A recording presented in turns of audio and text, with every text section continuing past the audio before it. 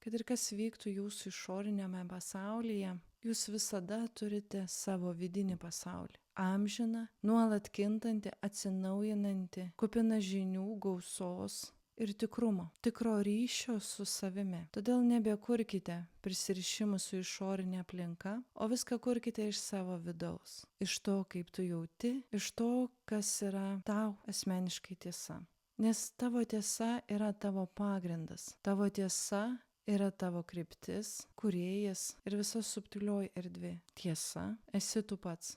Ir per tave ši tiesa pasklis į pasaulį. Kai ją suvoksi, pažinsi ir vidiniu tvirtumu bei siekiamybė kurti pažangą pasaulyje, tu išeisi su savo vidinė tiesa. Pamatysi, apkabinsi, pasakysi.